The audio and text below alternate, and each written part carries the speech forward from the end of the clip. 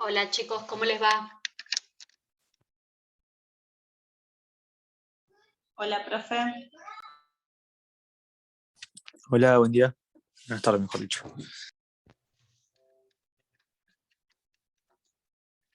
Estoy tratando de... A ver, ¿ahí? ¿Escucho? Sí, ahí escucho. Me quería poner los auriculares. Ah, no puse la cámara. Bien. Ay. ¿Cómo andan? Por lo menos hoy zafamos y no hay 33. Mañana hay 33, chicos. No me odien. Yo también querría estar en la playa. Voy a subir un poquito la silla. Ahí. A ver si puedo. Ahí está. Bueno, ya queda cuenta regresiva. Así que los compadezco. Voy a ver, compartir pantalla. Ah, espérenme. Que vamos a escribir como siempre.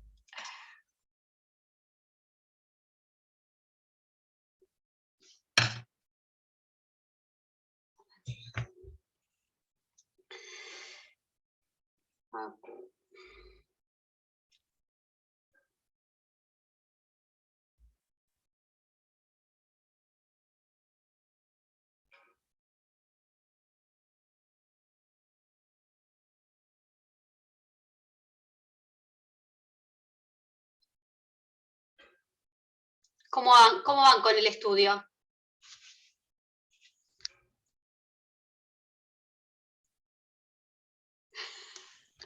Bien, bien, yo ahí lo voy llevando, voy leyendo del código comentado principalmente. No, lo que pasa que es bastante por ahí. Y además no es como lo que yo decía, no es como familia que por ahí un alimento, es un divorcio, lo vemos todos los días. En cambio la asociación es como más específico. Esperen que ahí me habilita. Lo que es el proceso, nos recomienda leer todo el código procesal, ¿no? Sí. Sí. Leemos todo Saber ahí, ¿no? por ahí cómo es el procedimiento, qué cumplió, si se puede modificar la declaratoria de herederos, por ahí la diferencia con la sucesión ab intestato y la sucesión intestada en realidad, porque el procedimiento es distinto.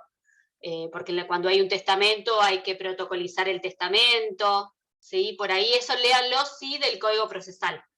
Sepan que las declaratorias de heredero pueden ser modificables, que es precisamente son declarativas, o sea que pueden ser modificadas, ampliadas.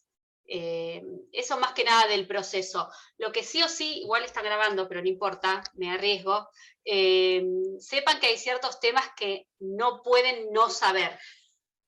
Por ejemplo, el tema de legítimas, no tengo, a ver, esperen que voy a agarrar el tema de legítimas.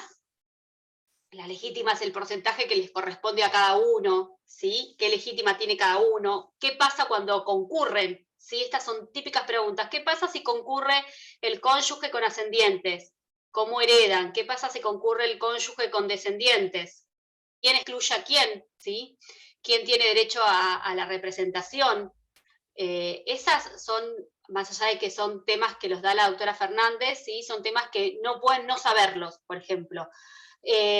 Cuando son excluidos, por ejemplo, más allá de quién excluye a quién, por ejemplo, el cónyuge excluye o los descendientes excluyen a los ascendientes, ¿sí? Y después, ahí está, ahí me admitió Mariano. Esas cosas, gracias Mariano, no sé si está ahí. Esas cosas sí o sí. Después, el tema de la pérdida de la vocación hereditaria, por ejemplo, con el cese de la convivencia, ¿sí? Eso también. Esto lo recuerdo porque el otro día, fíjense, o sea, son cosas básicas y que nosotros la tomamos, pero por ejemplo, bueno, lo dictaminé ayer, pero en realidad ayer estuve trabajando, pero venía una sucesión y se presenta la mamá en representación, por derecho propio en representación de su hija. En la sucesión supuestamente del cónyuge fallecido.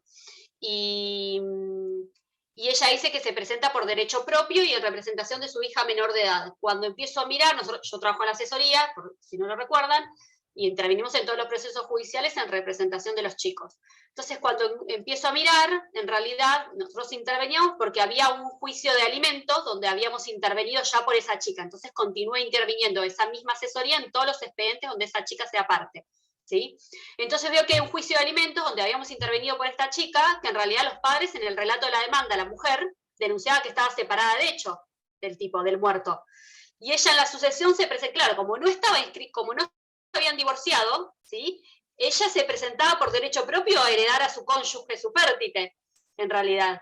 Y de hecho hicimos el dictamen manifestando que nosotros interveníamos por esta chica, que había un antecedente que eran unos alimentos, que obviamente no estaban divorciados, pero que había, por el relato de los hechos de la demanda de alimentos, ¿sí? Que era del 2017, y esto había fallecido ahora en 2021, la señora en su momento decía que estaba separada del señor, y que por lo tanto el cese, si no me equivoco, el 2340 y pico, el cese de la convivencia, ¿sí? La separación de hechos sin voluntad de unirse, hace perder la vocación hereditaria. Por lo tanto, en esa sucesión, si continuaban separados de hecho, ¿sí? A la fecha del fallecimiento del causante, en realidad no tiene vocación hereditaria, la perdió por el cese de la convivencia. Entonces, la única heredera va a ser la hija, ¿sí? Obviamente esto lo descubrimos por las investigaciones que hace uno, ¿no? Que a veces uno piensa que no le va a pasar, pero nos ha pasado en varios, incluso en juicios laborales, donde se presenta la cónyuge, pero que en realidad estaba separada de hecho, y por estas cosas que en el sistema a nosotros nos surge, que intervenimos por esa chica en otro proceso, ahí empezamos a investigar. En algunas situaciones nos han, por ejemplo, creo que no sé si se los he comentado a ustedes, la otra vez una similar, parecida, pero en la realidad los antecedentes que nosotros teníamos, que habíamos intervenido, eran en denuncias de violencia contra el causante. Sí, contra el causante. Entonces, hay un montón de fallos, en realidad, que si ese cese de la convivencia se produjo por culpa de este caso del causante, no hace perder la vocación sucesoria. Es más jurisprudencial, porque no lo dice expresamente el código, ¿sí? Pero la otra es buscando un par de fallos. Hay varios en los cuales no se le dio lugar a la exclusión de la vocación hereditaria. ¿Por qué? Porque en realidad, si bien se habían separado de hecho, las causales de esa separación habían sido por culpa del muerto, ¿sí? Del fallecido. Pero bueno, en principio, el cese, ¿sí? De la convivencia, la separación de hechos sin voluntad de unirse, en realidad trae aparejada la pérdida de la vocación hereditaria. Bueno, estos obviamente son algunas cuestiones, bueno, yo decía esto, lo de la legítima, quién concurre, quién excluye. Después, otros temas importantes también es el tema de la competencia y el fuero de atracción, cuáles son esos procesos que son atraídos por el juez del sucesorio, ¿sí? Que creo que es la bolilla 2, o sea, no me acuerdo, pero no sé si lo da Rotonda ahora o si lo dio Mariela, que a veces lo da Mariela. Sí, lo dio Mariela. Bien, el tema de la diferencia, obviamente, entre la sucesión ab intestato y la sucesión testamentaria en cuanto a los testamentos. Acuérdense que hoy tenemos, ya desde 2015, 2 tipos de testamentos. Sacamos al testamento cerrado. El único que nos queda es el testamento hológrafo, que es el de puño y letra, y el testamento por acto público, que es el que hacemos con escribano. Y acuérdense que hay ciertos requisitos que son iguales para los dos, ¿sí? Para los dos testamentos, que es la fecha, ¿sí? Y la firma del testador, ¿sí? Del que vaya a testar. La fecha, obviamente, que es para determinar la capacidad del testador al momento de efectuar el testamento, ¿sí? Y la firma, obviamente, acredita la identidad. Obviamente que el procedimiento, en cuanto a lo procesal, ¿sí? El procedimiento para aprobar ese testamento variará si es un testamento hológrafo o un testamento por acto público, ¿sí? Porque el testamento hológrafo yo voy a tener que llamar a testigos que acrediten, ¿sí? Que atestiguen en el proceso de sucesorio que esa letra, en el hológrafo, que esa letra, esa firma es del causante, ¿sí? Del testador. En cambio, cuando es por acto público, directamente se declara válido el testamento. ¿sí? Cada vez hay más testamentos por acto público u hológrafos, por lo general son más hológrafos, pero cada vez hay más procesos testamentarios porque había una creencia, sigue habiendo una creencia generalizada de que no existen los testamentos en Argentina, y en realidad no solamente que existen, sino que tenemos dos clases de testamentos. Después, a veces, y esto también es algo que incluso en los abogados, comentaba el caso de la conviviente, de la cónyuge que pierde la vocación hereditaria, porque incluso hay abogados que hoy con la reforma del código no tienen idea, por ejemplo, que se puede mejorar la porción que le corresponde a un hijo con discapacidad, por ejemplo, y que la posibilidad de mejorar la porción que le corresponde a un hijo con discapacidad es una típica pregunta que hace la doctora Silvia Fernández, le hizo en realidad es por testamento, no es que es automático, que yo tengo un hijo con discapacidad, entonces automáticamente le corresponde, no, tengo que hacerlo a través de un testamento, ¿sí? Entonces estas cuestiones que en la práctica realmente no es que nosotros consideramos que son los temas más importantes, sino que además en el ejercicio de la profesión es lo que más vemos en cuanto a errores, y por eso esto de que los puedan llegar a tener en cuenta. Bueno, consulta. Sí. En el caso de que el testamento no disponga no haga una disposición patrimonial, sino que es una disposición, por ejemplo, moral, no sé, como, viste que... Sí, reconocimiento de un hijo, por ejemplo. Claro, sí. Ponerle. ¿Ahí sería también una sucesión testamentaria? Mirá, justamente el otro día nos pasó algo que le íbamos a traer, bueno, era uno de los temas que quizás, o una de las causas que íbamos a traer en la clase práctica que tenemos. Tenemos una sucesión, fíjate, una sucesión de la persona tiene solamente una única hija, ¿sí? Y en su testamento designa como única heredera, que en realidad es al pedo, perdón por la palabra, pero o sea, si es única heredera, no tiene a más nadie, hace un testamento por acto público y dice que deja todos sus bienes a su hija tal, ¿sí? Y a su vez dice que designa como, para después de su muerte, no me acuerdo quién era, lo tendría que volver a leer, después me voy a fijar, pero ponele, designa, la hija tenía una discapacidad y tiene un proceso de determinación de capacidad. Y designa como persona de apoyo para su hija con discapacidad a fulano en ese expediente. El expediente en su momento se inició como sucesión testamentaria, en realidad, ¿sí? Pero el hecho de que sea una sucesión testamentaria, no sé si no era hológrafo, me parece, no me acuerdo, le estaría mintiendo, tendría que fijarme. En su momento se inició por sucesión testamentaria, y en el medio la abogada dice que en realidad sea una sucesión ab intestato, porque si es una sucesión testamentaria va a generar que van a tener que solicitar a un perito, a un escribano para protocolizar el testamento, y lleva una serie de pasos que en realidad, como la chica era la única heredera, no había una disposición testamentaria de contenido patrimonial que fuese necesario, ¿sí?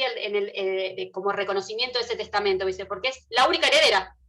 En realidad después se está designando a una persona de apoyo, que es una disposición testamentaria que no tiene contenido patrimonial, y además de que la designa, que supongamos podría llegar a ser tenida en cuenta, en los procesos de determinación de capacidad, o sea, yo puedo proponer, pero quien decide es la persona, el causante, en realidad, la persona con discapacidad, si quiere que tal o cual sea su apoyo, si es que puede expresarse. Entonces veo como que en este caso el testamento no tenía un contenido patrimonial que fuese necesario declarar válido el testamento. Entonces, con acuerdo obviamente de la abogada que representaba a la única heredera, el proceso continuó como una sucesión ab intestato, en realidad. Se podrá presentar el testamento, pero lo que pasa es que, por eso yo decía, fíjense cuál es el procedimiento en uno y en otro, porque en una sucesión testamentaria yo voy a tener que, si es hológrafo, presentar testigos, designar un perito, un escribano para que protocolice y rubrique el testamento.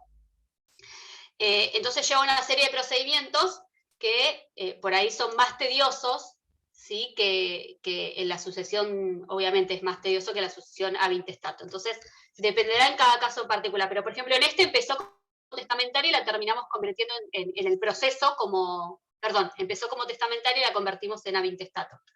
En esa misma sucesión testamentaria también se va a tener que citar a todos los herederos por edictos, ¿no? También se va a tener que publicar por edictos.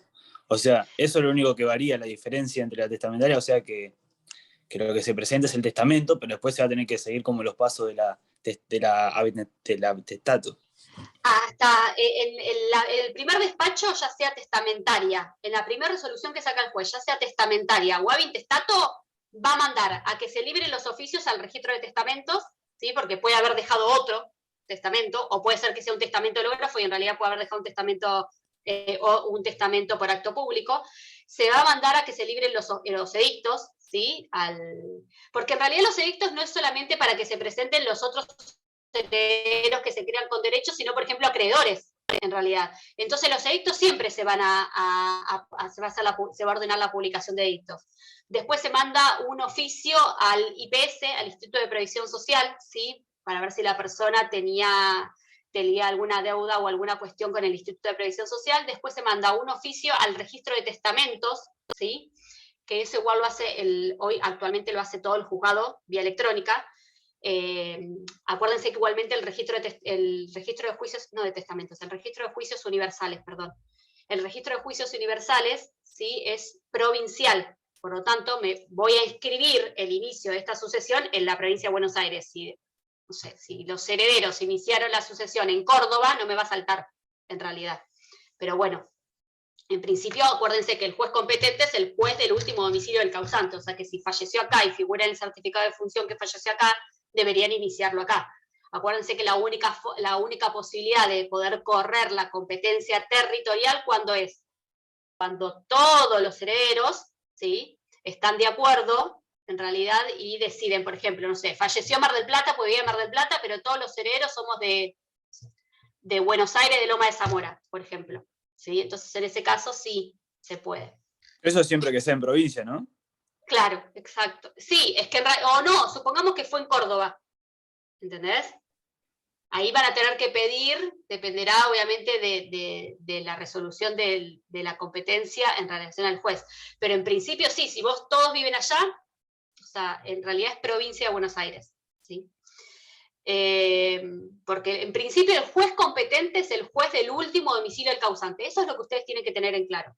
Después, en el caso de que todos los herederos estén de acuerdo, se puede trasladar la competencia, ¿sí? Después, estoy tratando de pensar, tendría que buscar el programa. Esto, o sea, tema legítimas, tema de concurrencias, ¿sí?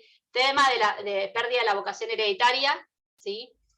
Digo temas que no es que son lo que van a tomar, sino lo que no pueden no saber, en realidad, ¿sí? Que no pueden colgar, por decirlo de alguna forma, el tema, estudiarlo. Y otro de los temas que suelen tomar, que no pueden no saber, es el tema del pago de los legados, ¿sí? Cómo se pagan los legados, eso también. Así que creo que no sé si no es que nos toca mañana. Pago y deuda de legados, me parece. Igual es cortito, pero es un artículo donde tienen que tener en cuenta, tienen que tener en cuenta el orden de pago de los legados. Después, ahora ustedes tienen clase mañana, 24, el 25, el 26 no tienen clases, eso saben. El 26 no tienen clases y después tenemos el 1 de diciembre, que tiene una clase práctica con la doctora Krebs, con Guillermina y conmigo, y después el 2 de diciembre, o al revés, no me acuerdo, 1 y 1, pero son 2 clases prácticas, no me acuerdo si es el 1 o el 2, a ver, con la doctora Silvia Fernández, que es una clase práctica de legados. ¿Cómo se van a llevar a cabo las clases esas? O sea, ¿va a ser así virtualmente o...? Sí. Virtualmente, sí, porque la idea es que, bueno, ustedes ya habían pedido que presenciales se hace medio difícil, así que vamos a tratar de armar el trabajo práctico que tengamos, o por lo general trabajamos con fallos, de ver a ver cómo lo podemos hacer en forma virtual, ¿sí? Poder intercambiar. Espérenme, que quiero ver. Creo que... Claro. El 1 de diciembre tienen la clase práctica con la doctora Fernández, que es de legítima, ¿sí? Traten de estar porque es un tema que tienen que sí o sí saberlo, ¿sí? De última traten de leerlo antes de esa clase, como para sacarse las dudas. Y después, el 2 de diciembre, es la clase con la doctora Krebs y conmigo, que es de testamentos, que es otro de los temas que es necesario por ahí que tengamos en cuenta. Pero bueno, va a ser más lo práctico. Después creo que no sé cuántas clases quedan después de eso. Me parece que quedan clases, creo que hay 2 clases de consulta con la doctora Fernández. ¿Sí? Es oral, ¿no? Esto lo sabemos. Es oral, tranquilos, pero bueno, la base es sí, la bolilla de legítima, ¿sí? Esa es como que la base de todo, y a partir de ahí tenemos las ramificaciones, ¿sí? De todas las otras cuestiones. Después hay ciertas cuestiones que no tienen dificultad, por ejemplo, el tema de la albacea o el tema de los requisitos del testamento. En realidad son cuestiones que por ahí no tienen dificultad, sí, el tema de las disposiciones testamentarias, ¿sí? Bueno, esto que pueden tener contenido patrimonial o extrapatrimonial, el tema de los legados. La verdad es que en el ejercicio de la profesión, no en el ejercicio, sino en la redacción del testamento, en realidad no es que se requiere ninguna formalidad, ustedes lo saben, o sea, yo puedo decir, lego todos mis bienes a tal, y en realidad estoy haciendo una disposición testamentaria, no sé, de un objeto determinado, ¿sí? No se exige al testador en la utilización de palabras técnicas o jurídicas. Por eso es tan importante esto de lo que se habla siempre en una de las bolillas, que es la interpretación de los testamentos y de las cláusulas testamentarias, y de lo que el juez lo que tiene que determinar qué es lo que quiso decir el causante en esa disposición testamentaria, qué es lo que realmente quiso hacer, ¿sí? Pero bueno, eso para que lo sepan, promocionemos los testamentos, en realidad, y hológrafos, si es posible, ¿no? El testamento por acto público se lo quedan los escribanos, ¿no? Después, bueno, sepan todos, esto yo siempre lo digo, las sucesiones es lo que nos asegura el cobro de nuestros honorarios, ¿sí? Así como los divorcios nos aseguran el cobro, o los concursos y las quiebras, en el caso de las sucesiones, ¿sí? Es uno de los procesos judiciales donde vemos, de alguna forma, sabemos que en alguna u otra forma vamos a cobrar nuestros honorarios. ¿Por qué? Porque ¿cuál es el objeto de la sucesión? ¿Sí? De la sucesión por causa de muerte. Es la transmisión de los bienes que correspondían a la persona muerta a la persona que los sobreviven, ¿sí? A sus herederos. Y para que esos bienes sean inscriptos a nombre de los herederos, primero el juez, para liberar un oficio de inscripción a nombre de los herederos del bien o de los bienes que forman parte del acervo sucesorio, es necesario que el abogado acredite, ¿sí? O que exprese qué pasó con respecto al tema de sus honorarios, ya sea o que fueron percibidos o que están asegurados. Y además, tenés que pagar los aportes, ingresos brutos, obviamente, en relación a los honorarios, o que se hubiesen regulado o que se hubiesen acordado con el cliente. Entonces, sí o sí, antes que el heredero pueda recibir los bienes, tiene que acreditar el pago de nuestros honorarios o que están asegurados. Así que nadie de acá me va a decir que no va a iniciar una sucesión, porque cualquiera de ustedes, por más de un auto, yo he visto sucesiones por autos de 20.000 pesos que la han tenido que iniciar.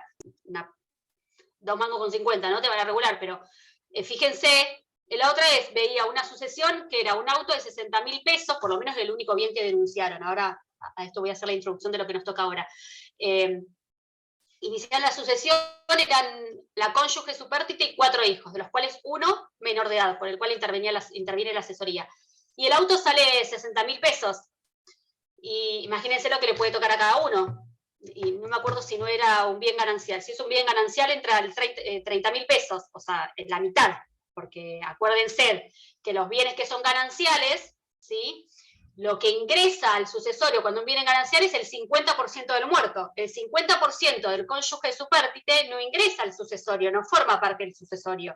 Y del 50% que ingresa a la sucesión, ese 50% se divide, ¿sí?, con los descendientes, en el caso de que vaya el cónyuge con descendientes, ¿sí? Del 50% que ingresa al sucesorio de los gananciales, ese 50% que ingresa, ¿sí?, no le corresponde al cónyuge supérstite, de ese no hereda el esposo, el cónyuge, ¿sí? ¿Me siguen? Esto sí es importante, es una de las preguntas. El otro 50% no ingresa, no forma parte del acervo. No es que ingresa todo y se da un 50%. Que los bienes gananciales, ¿sí? Los bienes gananciales que eran 50 y 50 del muerto y 50 del cónyuge supérstite, a la sucesión ingresa el 50% que era del muerto. No es que ingresa el 100% y de ahí divido 50 para el cónyuge y el otro para descendientes, por ejemplo, ¿sí? Entra solamente el 50. Y de ese 50 del muerto, el cónyuge del supérstite no hereda, ¿sí? Esto es una de las preguntas siempre, de lo que mayor dificultad trae. Pero sí. cuenta que ingresa el 50 es para el cónyuge, ¿o no? No. No, del 50%, exacto, del 50%, ¿sí? Del 50% que era del muerto, que ingresa al sucesorio, del 50% gananciales, ¿sí? Aclaremos. Del ganancial, que era del muerto, el cónyuge supérstite no hereda, ¿sí? Porque él ya tiene sus 50. Diferente, obviamente, si es que no hay otros herederos, ¿no? Que solamente va el cónyuge, ahí tiene derecho al todo, obviamente, ¿sí? Pero en el caso que haya descendientes, ¿sí? Ahí no hereda. Bien.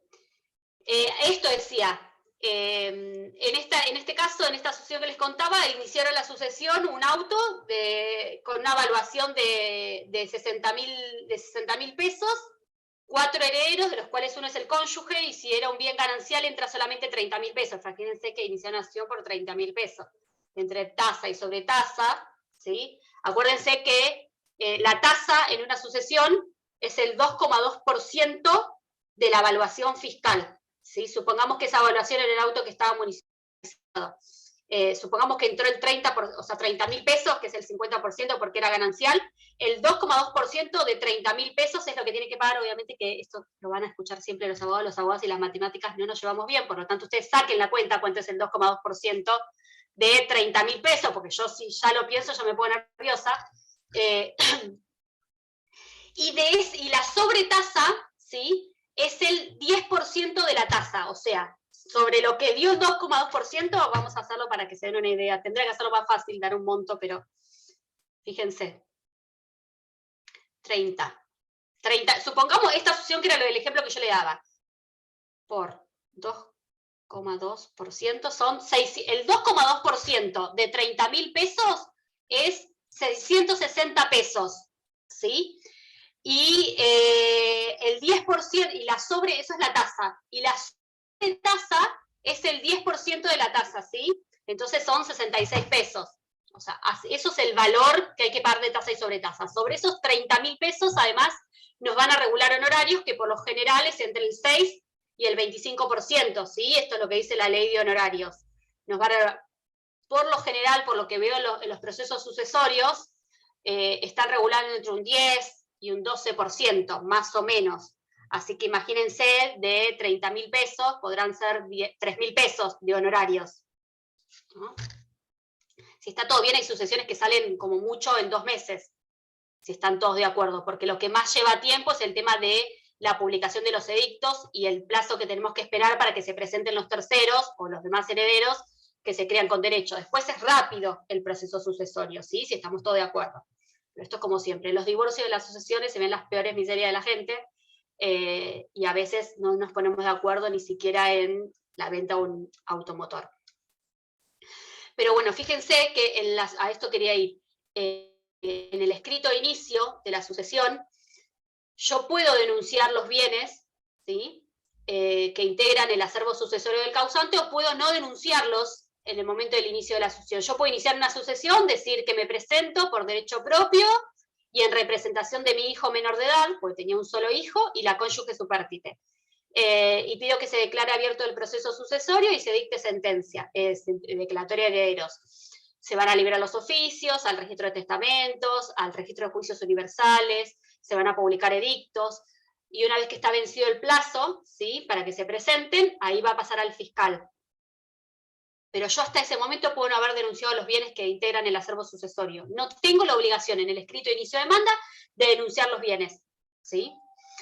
Una vez que se cumplen todos los plazos, se acredita, ¿sí? La publicación de los edictos, se acompaña o está acompañado en el expediente el resultado de los oficios al registro de testamentos, al registro de juicios universales, al IPS.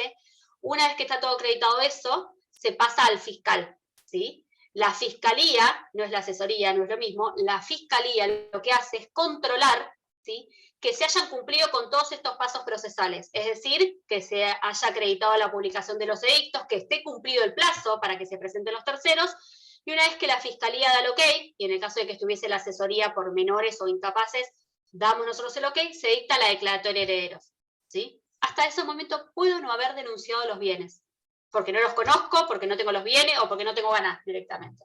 Yo como estrategia en el ejercicio de la profesión, cuando ejercía, los denunciaban los que conociera en el primer escrito de inicio. ¿Por qué? Porque supongamos que yo se dicta la declaratoria de herederos y después no quiero seguir trabajando con este cliente o se buscan otro abogado, si vos denunciaste los bienes en el escrito de inicio, a vos te corresponde un porcentaje en relación a esos bienes. Por eso, como estrategia, yo siempre trataba de denunciarlos, pero hay abogados que no, y después tenés derecho a, obviamente, a percibir los honorarios en base a la etapa del proceso, y si denunciaste los bienes, obviamente tenés una herramienta más para que se te regule en base a esos bienes, ¿sí?, en base a la evaluación de esos bienes. Esto es como estas cuestiones que por ahí en la práctica uno no lo sabe en el ejercicio, pero después te das cuenta que si no denunciaste bienes, ¿sobre qué te van a regular honorarios? Te van a regular sobre el mínimo, o sea, te van a hacer una regulación mínima. En cambio, si denunciaste los bienes, va a poder ser en base a la evaluación fiscal de esos bienes, ¿sí?, por la tarea realizada. Yo adelantaba recién esto de la denuncia de los bienes. ¿Por qué? Porque el tema que nos toca a nosotros, voy a tratar de compartir pantalla, hoy es, en realidad, es inventario de aval.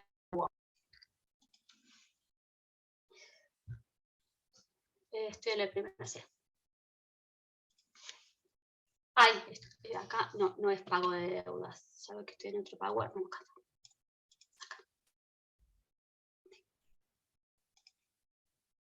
Esto igualmente, lo que no lleguemos hoy, lo vemos mañana porque pago de legados es cortito, más allá de que pueda ser importante, es cortito, y así que lo que no terminemos hoy lo podemos ver mañana. Hoy nos toca inventario, avalúo de los bienes y administración. ¿Qué es el inventario? Esta descripción, el inventario es el detalle de todos los bienes, ¿sí?, ya sea bienes muebles o inmuebles, que forman parte del acervo sucesorio. Nosotros decimos que cuando sea en la apertura de la sucesión, ¿sí?, el heredero es heredero desde el mismo momento, en realidad es sucesor del causante desde el mismo momento de la muerte. Acuérdense que la apertura, ¿sí?, y la muerte, esta frase conocida que es la apertura y la muerte se producen desde el mismo momento. Bueno, yo desde el mismo momento que falleció mi papá soy heredera de los bienes, ¿sí?, soy continuadora de la persona del difunto. Bueno, entonces, lo que yo tengo un derecho sobre una universalidad de bienes. Ahora, ¿cuándo voy a saber qué bienes me van a tocar? Es en el momento de la partición y adjudicación de los bienes. Yo tengo un derecho a la universalidad de bienes y voy a saber qué bienes específicamente me van a tocar en el momento de la partición y adjudicación, ¿sí?, que es la bolilla que van a ver el jueves. Ahora, para llegar a la partición y adjudicación, yo primero necesito saber cuáles son esos bienes que tenía el muerto, ¿sí? ¿Qué es lo que compone el acervo sucesorio? Y en ese acervo sucesorio, ¿sí?, se van a establecer cuáles son los bienes que me van a corresponder, en realidad que forman parte de los bienes del causante, del acervo, en el inventario. Ahora, el inventario no solamente voy a tener cuáles son los bienes, sino también cuáles son las deudas del causante. Por eso, lo que se habla es que el inventario va a estar compuesto por el activo y el pasivo, ¿sí?, de esa persona fallecida. Fíjense lo que dice Pérez La Sala. Dice, el inventario es la descripción detallada de todos los bienes que componen el activo hereditario. El activo. Y debe abarcar también las deudas que lo gravan. Tiene que comprender tanto el activo como el pasivo, porque la verdadera situación del acervo sucesorio surge de la comparación del uno con el otro. ¿Qué quiere decir? Yo en el inventario voy a tener el pasivo y el activo del causante. Ahora, al activo le tengo que restar las deudas, por lo tanto, el verdadero acervo sucesorio lo voy a tener una vez comparado el activo con el pasivo. Una vez que tengo cuál es el activo, resto las deudas y recién ahí voy a saber qué me queda para repartir entre los herederos. ¿Se entiende? Por eso Pérez La Sala lo que dice, la verdadera situación del acervo sucesorio surge de la comparación del uno con el otro, es decir, del activo con el pasivo. Si voy muy rápido, párenme.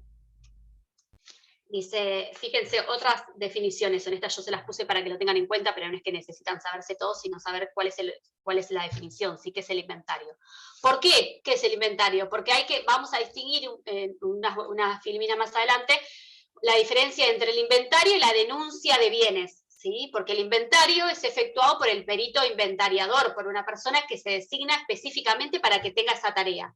En cambio, la denuncia de bienes es cuando todos están de acuerdo, si son capaces y tienen la autorización judicial, pueden hacer una denuncia de bienes y no es necesario que designen a un perito inventariador.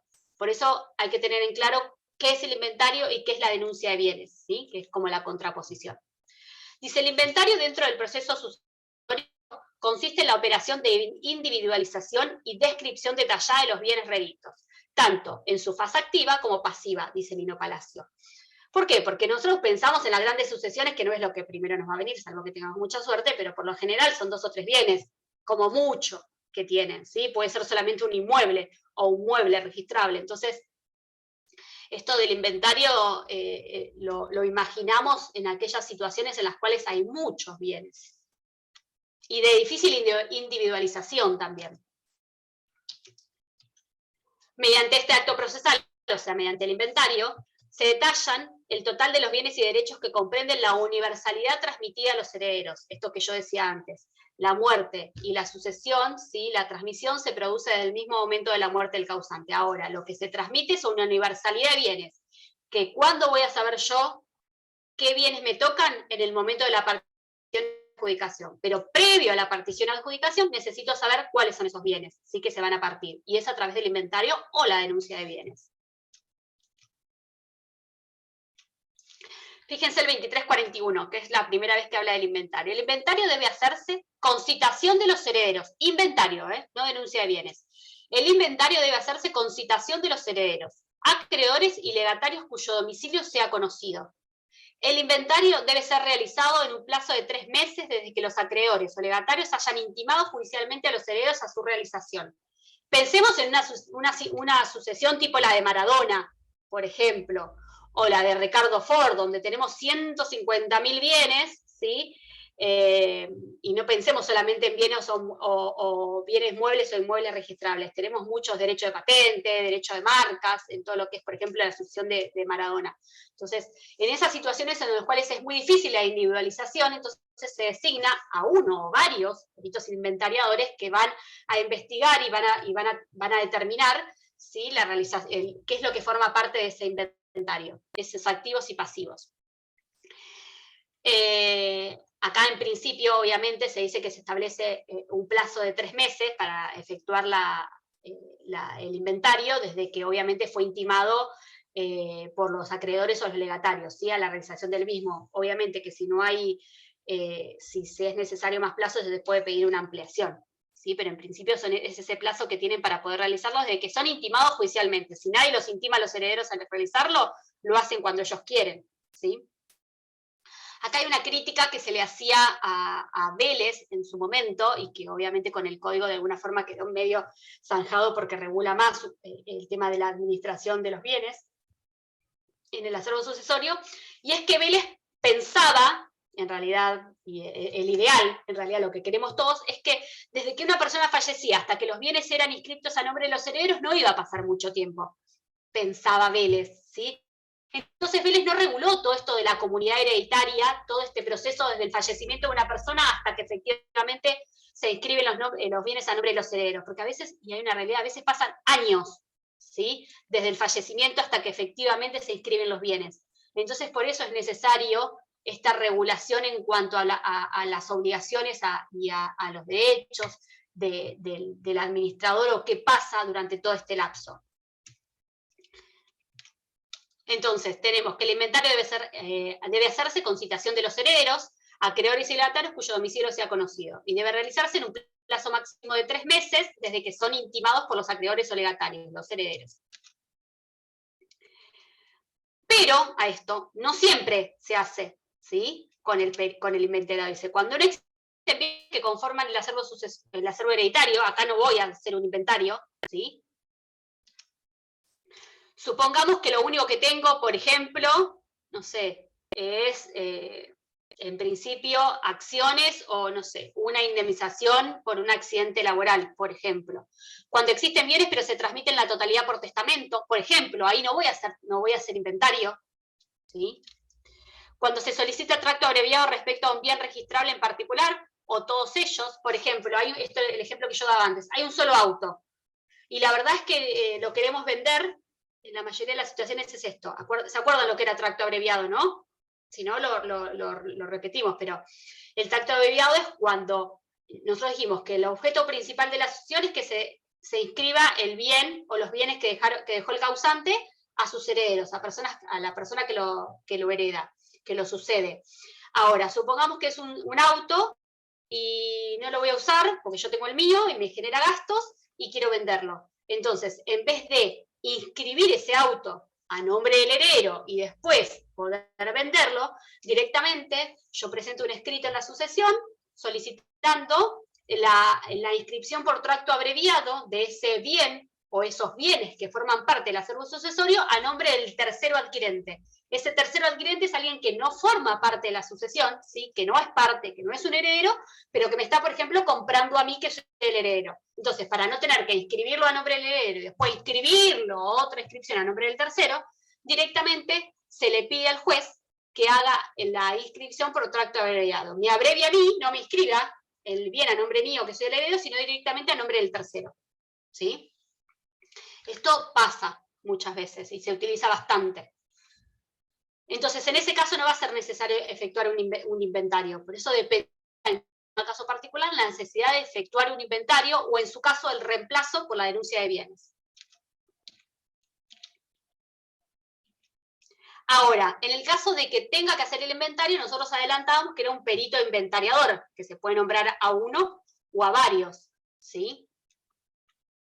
Es un perito inventariador designado al efecto que puede recaer en una o varias o diversas personas, ¿sí? En lo posible, esto se trata de hacer todo en un mismo acto, como decía el artículo, se cita, ¿sí?, a los herederos, acreedores y legatarios, y se efectúa el inventario en un mismo momento.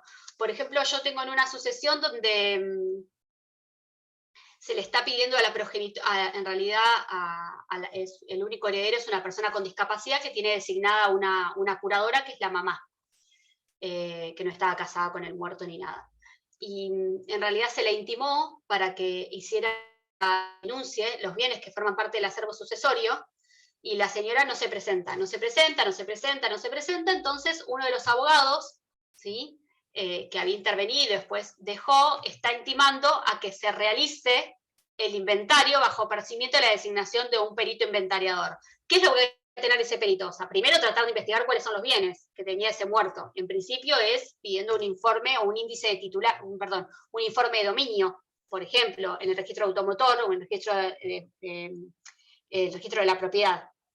Entonces, a esta señora la estamos intimando para que denuncie bajo apercibimiento de la designación de un perito inventariador, que obviamente va a traer muchos gastos, porque puede ser un abogado, puede ser un contador, y tiene derecho a una retribución, y eso genera gastos que son a cargo, en este caso, del propio heredero, de la masa. Pero bueno, en principio, lo ideal es que sea en un mismo acto. En otro, por ejemplo, era ahora estoy tratando, me viene a la memoria diferentes expedientes.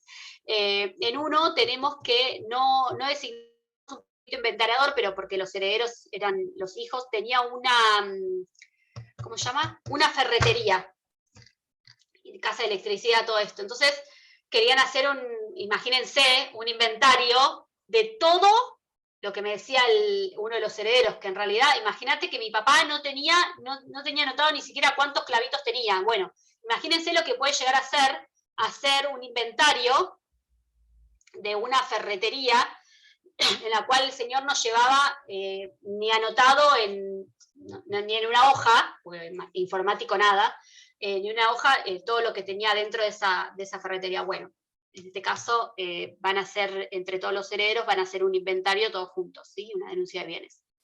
Pero no creo que le lleve un día, ¿no? En este caso van a estar varios días. Pero pensemos en diferentes situaciones que puedan darse.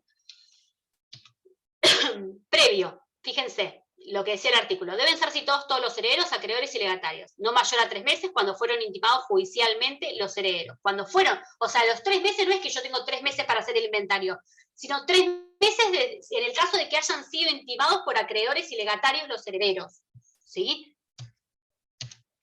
Se señala el día y la hora donde se va a llevar a cabo, y el lugar, obviamente, y se tiene que detallar cada uno de los bienes. Se hace una declaración jurada de quién es el poseedor de los bienes, o sea, yo voy a decir, por ejemplo, no sé, tiene, no sé, 2 caballos que están en la quinta tal, tiene un departamento que está en la provincia de Córdoba, tiene un, no sé, un automotor inscripto en Santa Fe, por ejemplo. Tengo que detallar, y en el inventario no solamente se pone el bien, ¿sí?, sino dónde se encuentra ese bien, y a su vez, después lo que vamos a ver, se va a establecer el valor, el avalúo de esos bienes. Eso es una declaración jurada, entonces, de quién es el que tiene los bienes, y obviamente se tiene que aclarar que no hay otros, el que hace el inventario, que no hay otros que se hayan ocultado, ¿no? Firma el perito y los interesados son los que hayan estado presentes en la realización del inventario. Finalizado el acto, se acompañará ese inventario que se hizo, se acompaña el expediente y se pone en secretaría para que obviamente los terceros que se crean o los que se crean pueden hacer la oposición que corresponda, ¿sí? En el caso de que nadie se oponga, ese inventario se aprueba. Esto es lo que yo les adelantaba hoy, la diferencia entre inventario y denuncia de bienes, ¿sí? Fíjense, el 2341 me habló del inventario y el 2342 me dice la denuncia de bienes, ¿sí? Por voluntad unánime de los copropietarios de la masa indivisa, ¿sí? Porque acuérdense que antes de hacer el inventario, la denuncia de bienes, yo no sé cuáles son los bienes que forman parte del acervo sucesorio, cuando son varios, obviamente, si es uno, es uno. El inventario puede ser sustituido, dice el 2342, por la denuncia de bienes, excepto que el inventario haya sido pedido por acreedores o lo disponga otra disposición legal. Es decir, que si ya los acreedores pidieron, ¿sí?, el inventario, entonces deberá hacerse por inventario. Si no, de lo contrario, ese inventario puede ser sustituido por la denuncia de bienes, que no es necesaria la designación de un perito inventariador para la denuncia de bienes. Directamente, todos los herederos, en forma unánime, hacen un escrito. Si son dos herederos y tienen 2 abogados distintos, se presentan en un escrito donde dice que denunciamos que los bienes que forman parte del acervo sucesorio son el auto Ford modelo 2015 y el inmueble ubicado en calle tal, ¿sí? Esa sería la denuncia de bienes. Fíjense, la denuncia de bienes es la mención de los bienes y la estimación de su valor, ¿sí? El valor en el mercado de esos bienes. En realidad es, hago lo que quiero en tanto y en cuanto estamos todos de acuerdo, ¿no? A la cara del nene, sería. Fíjense, denuncia de bienes sustituye al inventario. Ahora, ¿qué necesito? Acá yo resumo lo que decía, es todos mayores de edad o tengan la aprobación del representante complementario. Es decir, supongamos que no es que necesito que sean todos mayores para la denuncia de los bienes, necesito que o sean mayores, y si no son mayores, que tengan la aprobación del representante complementario, en este caso la asesoría. Supongamos que es la cónyuge supérstite de un hijo menor de edad, ¿sí? Acuérdense que la intervención de la asesoría es complementaria, que quiere decir integra la representación que tienen los representantes legales, en este caso el progenitor vivo. La asesoría tiene que dar el ok a la denuncia de esos bienes, y si está todo bien, puedo reemplazar el inventario por la denuncia de bienes. Sean todos capaces, ¿sí? Se encuentren todos presentes y cuente con acuerdo unánime. Con estos 3 requisitos, ¿sí?, se puede sustituir el inventario con la denuncia de los bienes. A veces ni siquiera es necesario que presenten en un mismo escrito firmado con los 4, ¿sí? Todos, por ejemplo. Puede ser que uno haga denuncia de bienes y de eso se dé traslado a la otra parte, y si están de acuerdo, obviamente se considera o se aprueba esa denuncia de bienes.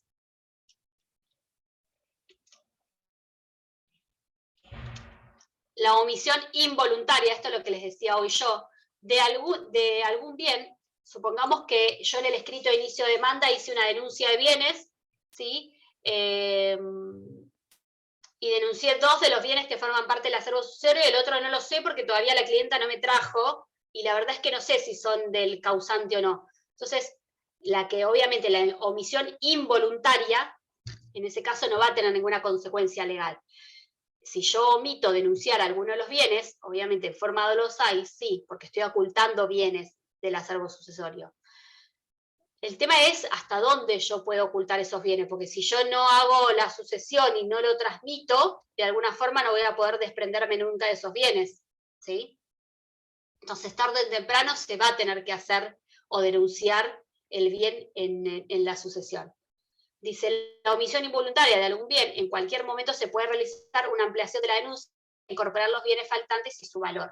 ¿Sí? Supongamos que yo, como les decía recién, denuncio la existencia de un automotor en el escrito de inicio de demanda, sale la declaratoria de herederos, pido una inscripción por tracto abreviado de ese bien mueble, o sea, del automotor, porque lo queremos vender, y una vez que hicimos eso, que pagamos aportes, ingresos brutos, tasa y sobretasa sobre ese bien mueble, al tiempo voy y denuncio la existencia, no sé, de otro bien, ¿sí?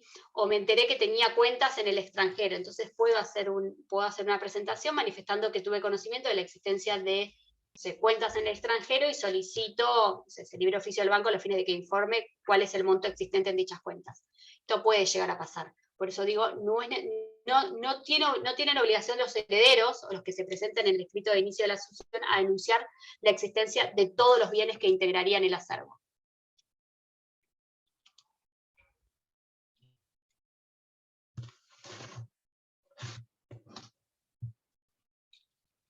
Avalúo, a esto que decía yo.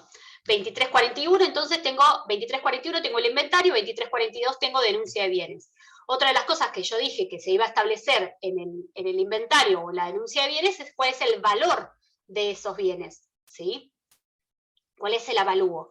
El avalúo es la evaluación debe hacerse por quien designen los propietarios de la masa indivisa. Si están de acuerdo y son todos plenamente capaces, o en caso contrario, por quien designe el juez de acuerdo a la ley local. El valor de los bienes se debe fijar a la época más próxima posible al acto de partición. Es decir, al momento que se hace la partición adjudicación, yo voy a establecer cuál es el valor de esos bienes, ¿sí? Supongamos que somos 2 herederos, ¿sí? Y vamos a inscribir ese bien a nombre de los 2, por lo tanto, con la evaluación fiscal vamos a estar de acuerdo. Ahora, diferentes son si son varios herederos, varios bienes, y no nos ponemos de acuerdo entre cuál nos vamos a adjudicar a cada uno, entonces en ese caso, por lo general, se va a requerir que se traigan valuaciones o tasaciones en el mercado para establecer cuál es el porcentaje que le corresponde a cada uno. Es decir, porque puedo ser 2 inmuebles, pero tienen valores diferentes. Puede ser, porque acuérdense que las tasaciones hoy no son las mismas que la evaluación fiscal. La evaluación fiscal es del que me da el organismo recaudador, en este caso ARBA, en nuestro caso, ¿sí? Ya sea automotor o bien inmueble. Entonces, las evaluaciones fiscales, ¿sí? Las que da ARBA, no están bastante alejadas de la realidad de lo que sale en el mercado ese bien.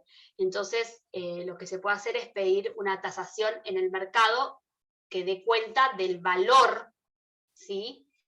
En el comercio de ese bien, ya sea mueble o inmueble. Perdón, profe, me perdí. Sí. Entonces, se pide que se haga una tasación, no se busca la evaluación fiscal de ARBA, ¿no? No, exacto. Por eso decía yo, dependerá. Si somos uno solo, si soy yo sola, por ejemplo, o 2 herederos y están de acuerdo directamente con la evaluación fiscal, ya está. Ahora, cuando no nos ponemos de acuerdo, cuando yo voy a adjudicar, en el momento de la partición y adjudicación, las evaluaciones fiscales no reflejan el valor real en el mercado. Exacto.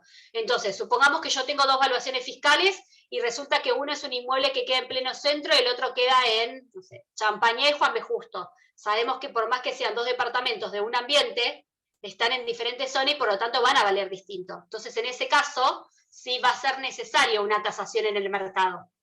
Diferentes, son dos departamentos en un mismo edificio, por ejemplo.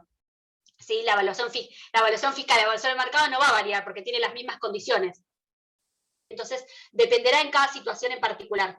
Sí, por lo general, para la regulación de los honorarios, se tiene en cuenta la evaluación fiscal, salvo que las partes estén de acuerdo en que sea sobre la evaluación en el mercado, ¿sí?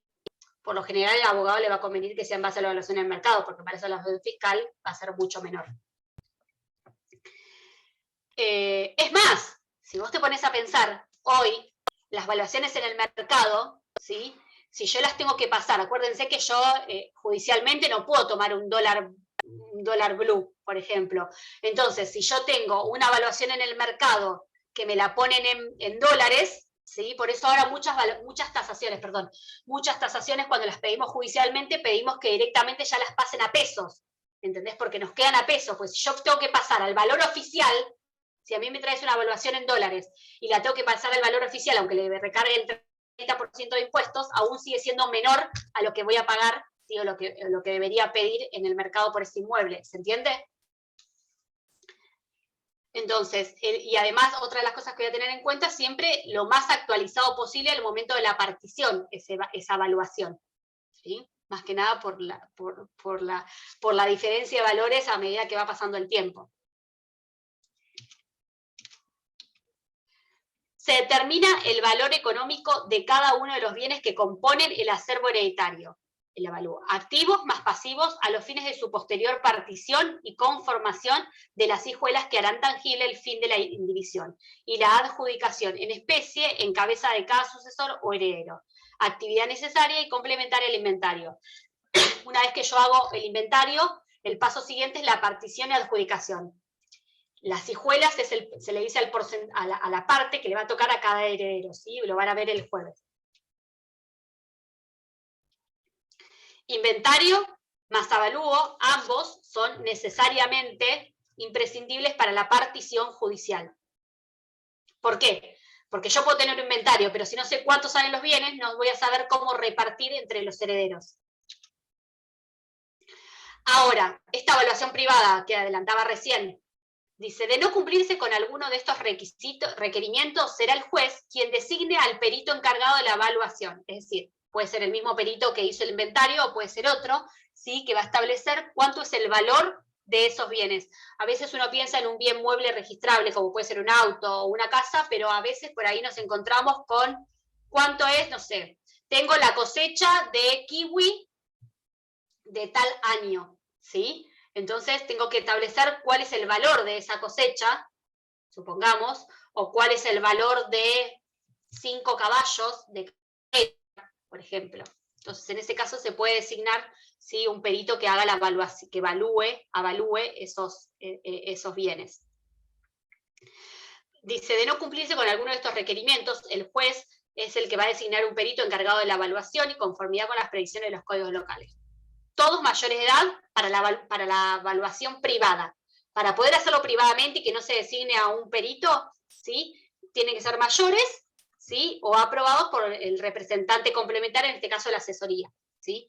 Todos capaces, obviamente, y estén todos presentes de acuerdo unánime. Esto es lo mismo que para realizar el inventario. Fíjense que son los mismos requisitos para realizar el inventario en forma privada. La determinación del valor, esto ya dijimos, dice, el valor de los bienes que componen el inventario deben fijarse conforme la época más próxima posible al acto particionario, al momento de la partición, evitando así las dificultades derivadas de la variación del valor de la moneda y más especialmente, obviamente, en Argentina.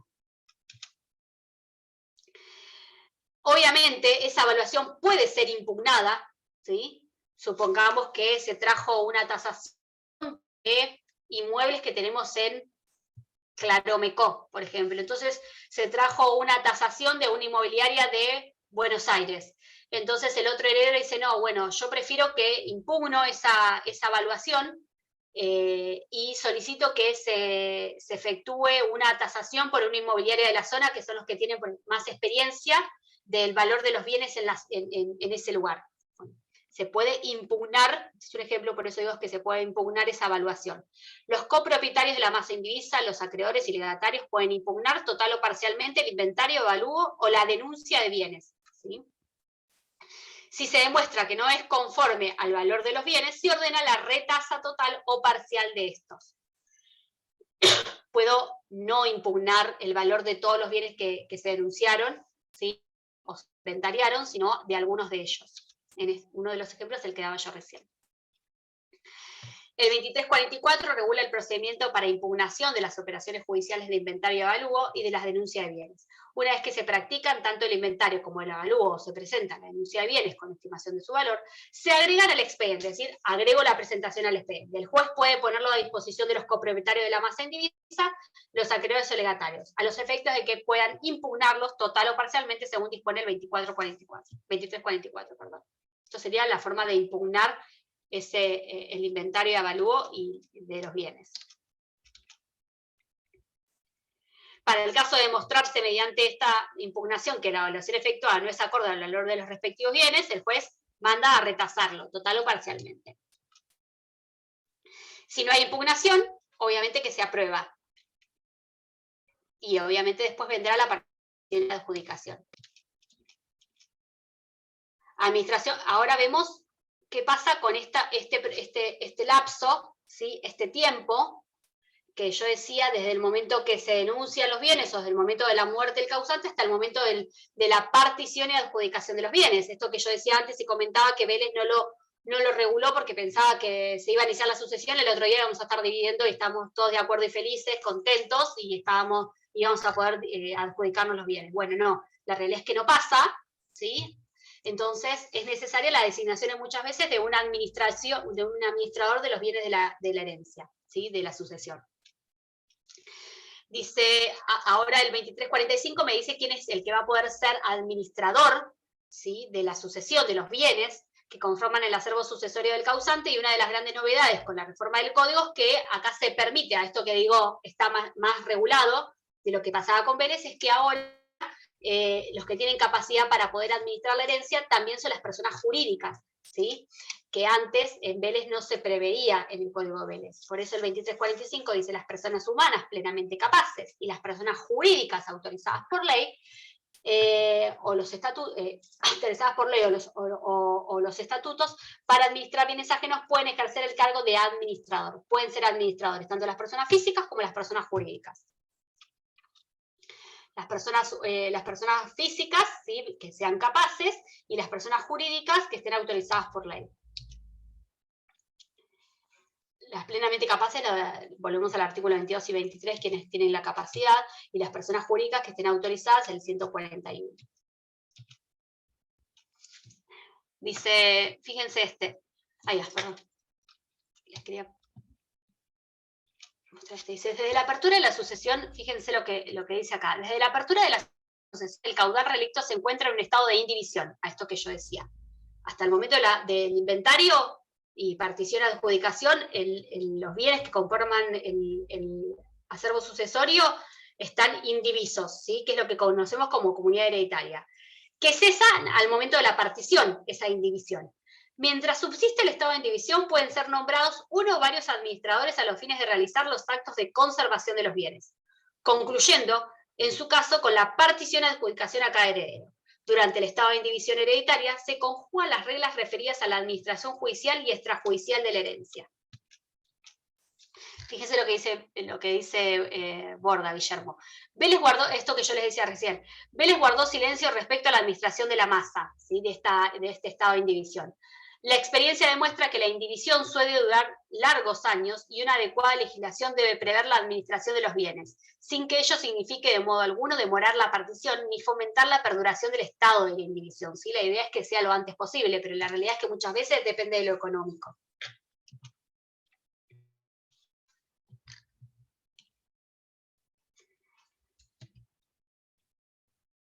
Esto es lo que yo les decía recién, el Código Civil incorpora la posibilidad de que la administración judicial de los bienes de la sucesión recaiga en una persona jurídica que antes no estaba previsto, precisamente por este detalle que decíamos que Vélez pensaba que iba a hacer de un momento a otro.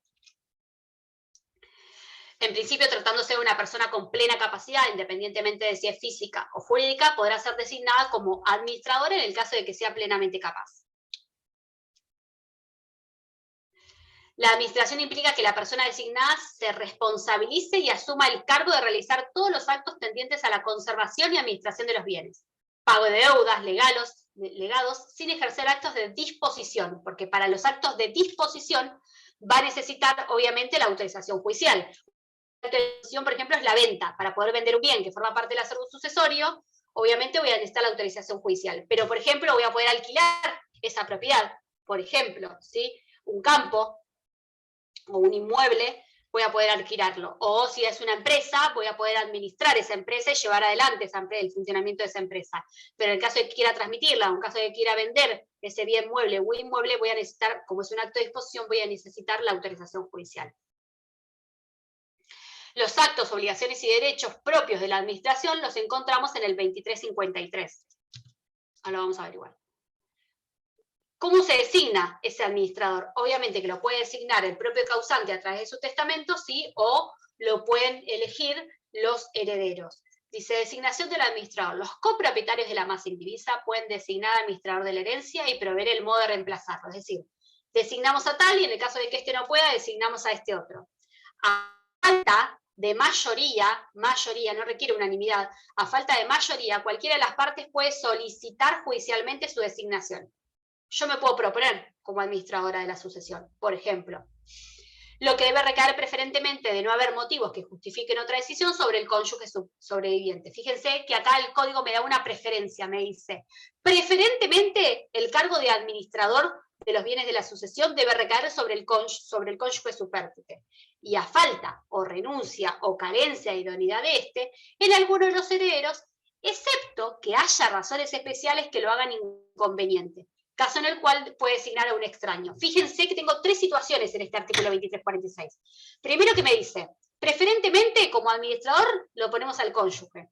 En el caso de que el cónyuge renuncie o no tenga la idoneidad que sea necesaria para poder ser administrador, puede designar a alguno de los herederos. Y en el caso de que alguno de los herederos no pueda, o no quiera, o no esté en condiciones, entonces recién ahí yo puedo designar a un tercero como administrador de la sucesión. Pero primero tengo al cónyuge, si es que hay, o alguno de los herederos.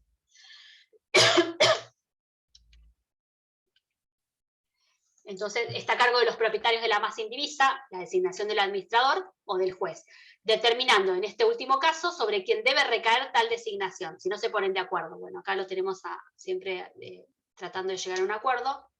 Pero, en todo caso, si no nos ponemos de acuerdo, serán los jueces quienes van a tener que determinar. Supongamos que hago una presentación yo, tenemos a un cónyuge y tenemos a herederos mayores de edad y todos quieren ser administradores del sucesorio, ¿sí?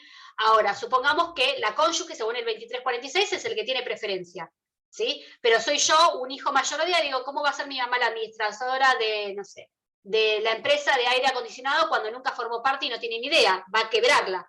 Entonces, no es idóneo para ocupar este cargo. Entonces solicito de ser designada yo como administradora de la sucesión. Mi mamá, que es cónyuge supérstite, se opone y en ese caso decidirá el juez, que podrá decir, bueno, será la cónyuge, será un heredero y si no un tercero. ¿Sí?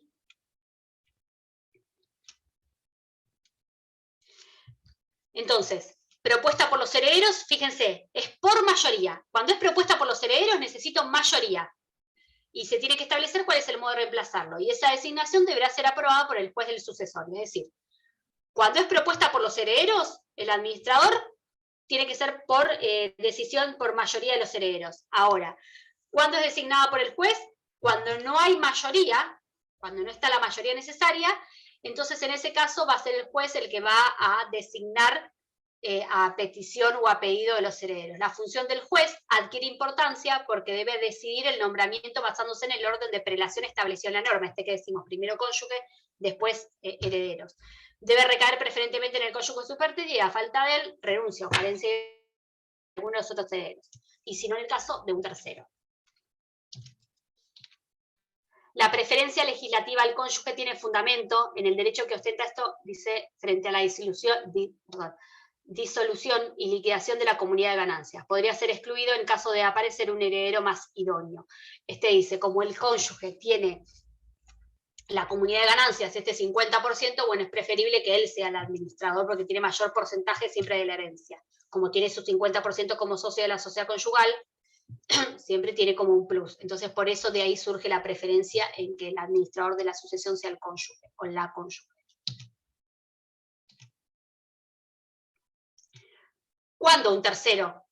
Cuando hay intereses contradictorios entre los herederos, o sea, no nos ponemos de acuerdo, cuando el contenido de la herencia exige conocimientos específicos o especiales en la materia y los herederos carezcan de ella, por ejemplo, en razón de la ubicación de los valores de la herencia, también, por ejemplo, no sé, son todos bienes que están en Estados Unidos, por ejemplo, bienes, inmuebles en Estados Unidos, o es necesario que designemos un administrador allá, por ejemplo, entre otros supuestos, ¿no? ¿Cómo vamos con el tiempo? Bien. Designación del administrador, ¿sí? Yo les adelantaba que a elección de los herederos, ¿sí? O también por el propio testador, ¿sí? Se puede designar al administrador de la herencia. ¿A dónde? En el testamento, ¿sí? Como el causante, ¿sí? Va a poder designar un administrador de los bienes de los bienes que a él le pertenecen, perdón, es a través de su testamento. El 2347 dice, el testador puede designar uno o varios administradores y establecer el modo de su reemplazo, ¿sí? En principio se considera siempre que actúan, si nombró a 3, actúa primero uno, en el caso de que el primero no pueda, va el segundo, en el caso de que el segundo no pueda o no quiera, va el tercero, ¿sí? Y si no en el caso, salvo que el causante en su propio testamento haya dicho que actúan complementariamente, ¿sí? Se considera nombrado administrador a quien el testador haya señalado expresamente como tal, o lo haya designado como liquidador de la sucesión, albacea, ejecutor del testamento, o de otra manera similar. Fíjense que este administrador de la sucesión tiene varios nombres. Lo conocemos como albacea, que era el que habíamos hablado la otra vez. Lo conocemos cuando es el albacea, es cuando el propio causante en tu testamento designa al administrador de la sucesión, al ejecutor de las disposiciones testamentarias, ¿sí? También lo conocemos como ejecutor del testamento o como liquidador de la sucesión. Dice, fíjense, algunos autores dicen, hay una gran discusión si el administrador de la sucesión es igual a el albacea. Entonces, algunos autores, y ahí yo le puse como Ferrer o Altenini, dice, en relación a la posibilidad de designación de la administración de la herencia por el testador, estimamos que el albacea o el ejecutor testamentario solo podrán actuar como administrador cuando no haya herederos, en atención a que estos son los titulares y administradores naturales de la herencia conforme las previsiones del 2346, salvo que los herederos estén todos de acuerdo en que aquel ejerza dicha función. ¿Qué dicen estos autores? Dice, bueno, dice, los que tienen por naturaleza, pueden ser designados administradores o los herederos del causante. Si el causante designó un ejecutor del testamento, un albacea, bueno, en ese caso, en realidad dependerá de si los herederos están de acuerdo o no, ¿sí? Por eso es lo que dice. Y en el caso en su caso van a poder hacer solamente lo que les dejó o lo que les dijo el causante en el testamento. Solo podrán actuar como administrador cuando no haya herederos, ¿sí? Dicen estos autores.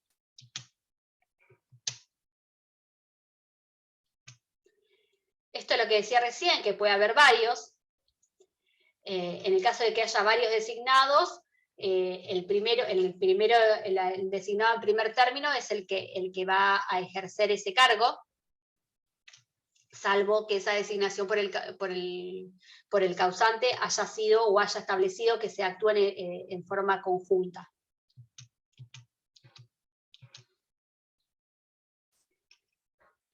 Cuando es unipersonal, el cargo le atribuye al título de personal si traspasa al que le sigue y si éste no puede desempeñarse. Cuando es conjunta, actúan simultáneamente, no pudiendo ejercer actos el uno sin el otro. Necesitan los dos estar de acuerdo, ¿sí? Esto no tiene mucha dificultad. La regla, obviamente, es lo que yo decía, que la regla es que la actuación es sucesiva. El primero el que fue designado en primer término, después el que, en caso de que el primero no pueda o no quiera, el que sigue en segundo, y así sucesivamente. Esa es la regla. La excepción, ¿sí?, es la actuación conjunta. Deben adoptar las decisiones en forma unánime, obviamente en forma conjunta. Puede haber una mixta y sí puede haber alguna mixta, ¿sí?, en el caso de que el causante lo haya establecido en su testamento. Obviamente, como todo ejecutor del testamento, tiene derecho a una retribución, y obviamente tiene derecho a que se le reintegren todos los gastos que hubiese efectuado, los gastos que fuesen necesarios para el cumplimiento de las funciones que le fueron encomendadas. O sea, que tiene las dos cosas: el reembolso de los gastos, por los gastos que hubiese hecho, y a su vez el derecho a una retribución, ¿sí? Dos cosas.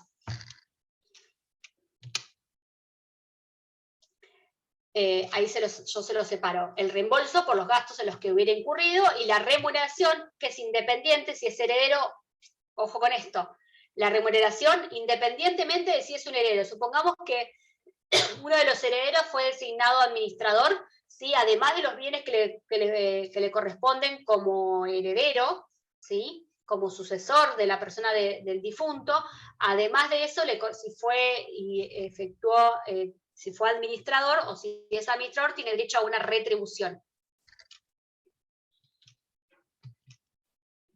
Garantías del cumplimiento de las obligaciones.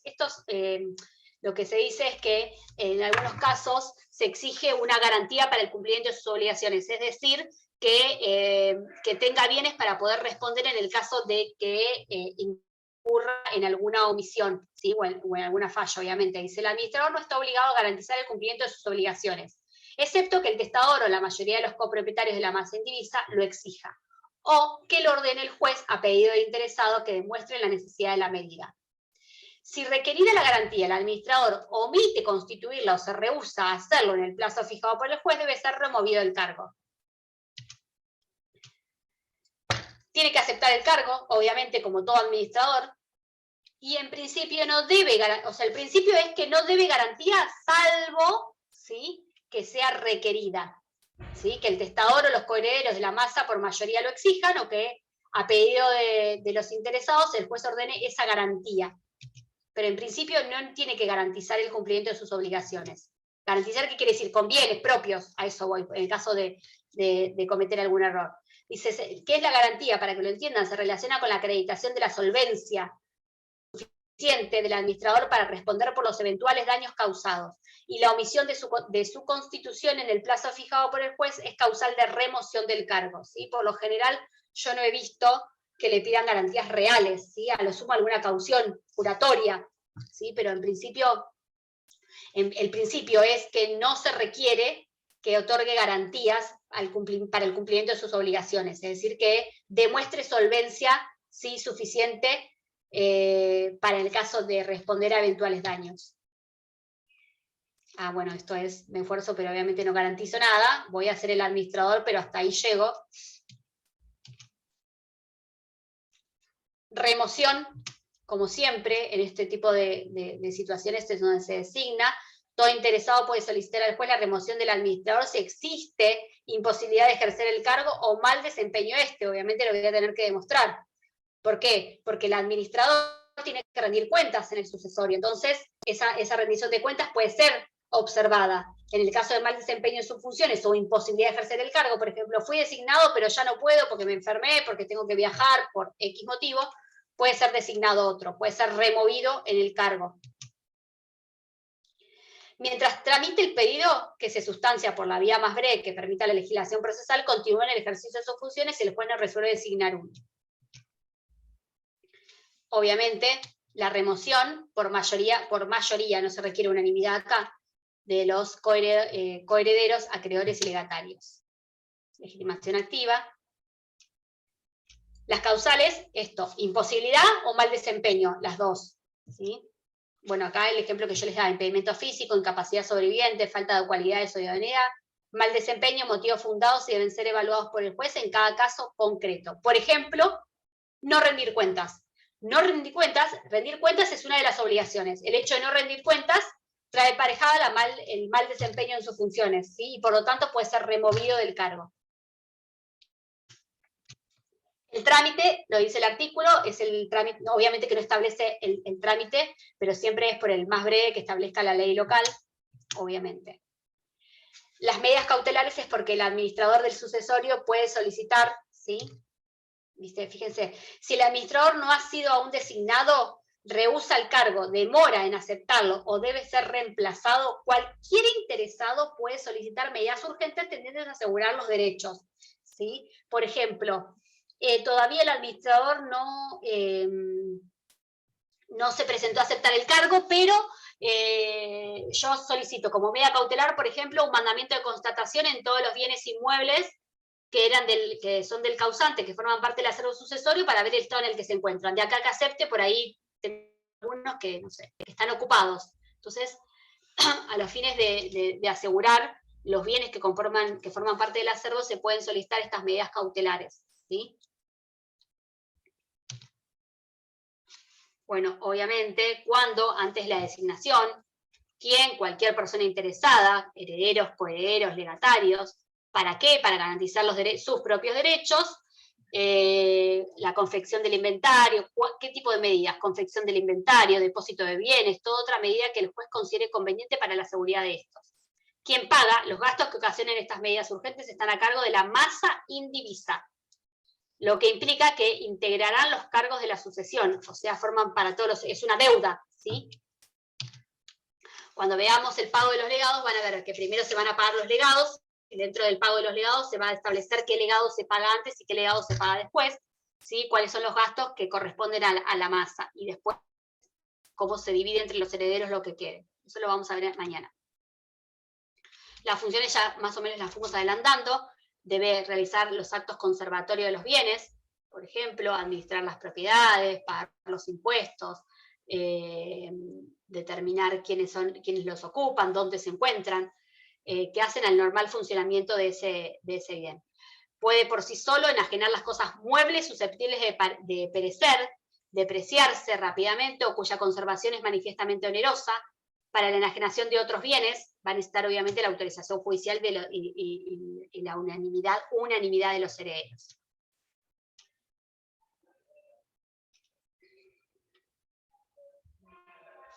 Fíjense, actos autorizados, entonces, que pueden realizar el administrador, está facultado para realizar todos los actos conservatorios sin necesidad de autorización alguna. Por ejemplo, lo que decía yo recién, abolar expensas, arreglos de los inmuebles, pagar impuestos. ¿Para qué necesita autorización judicial y la unanimidad de los herederos? Para la enajenación, ¿sí? De los bienes.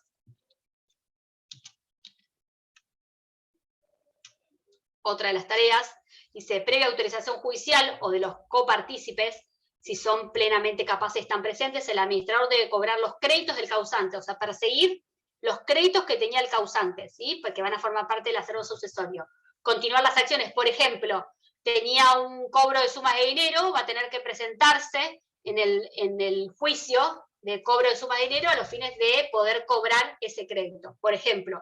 O supongamos que el causante tenía un juicio de usucapión a su favor, obviamente, donde era actor, va a tener que presentarse en ese proceso sucesorio, en ese proceso de usucapión.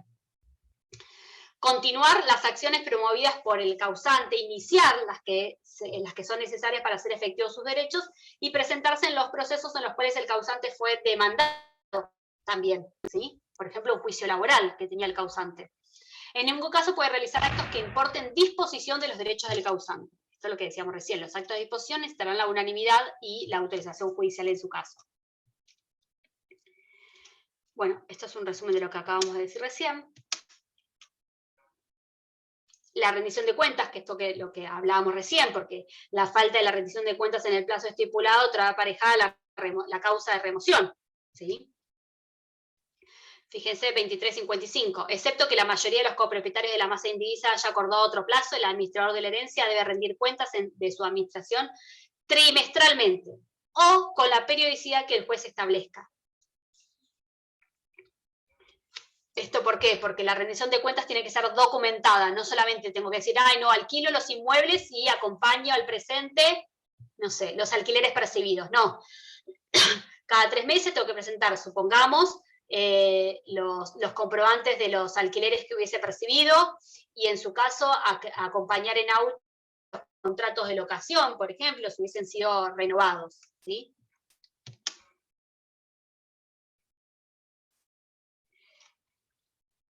El plazo, obviamente, trimestralmente o el plazo que el juez establezca. Y obviamente puede ser intimado en el caso de retardo o de incumplimiento. Esto es lo que decíamos yo recién, ¿sí? Por incumplimiento o negativa, la causal de remoción. Bueno, hasta ahí, lo último, el caso de la rendición de cuentas es lo último que tenemos para el administrador. Mañana vamos a ver pago de deudas y legados, que fíjense que son 5 artículos, ¿sí? Pero también es un tema que es importante para saber cómo cómo manejamos el previo al momento de la partición y adjudicación, porque antes de la partición y adjudicación tengo que pagar las deudas y lo que me queda es lo que voy a partir entre los herederos. ¿Alguna duda? Yo sé que voy rapidísimo, pero ustedes rétenme y digan que vaya más lento. No, profe, yo por ahora, después de leerlo de última mañana, si surge alguna duda, te consulto.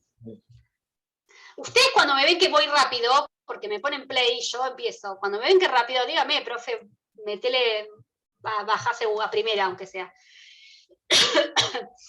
Mi hijo me dice, mamá, hablas muy rápido, entonces supongo que debe ser en general que hablo rápido, ¿no? No solamente a él cuando lo reto.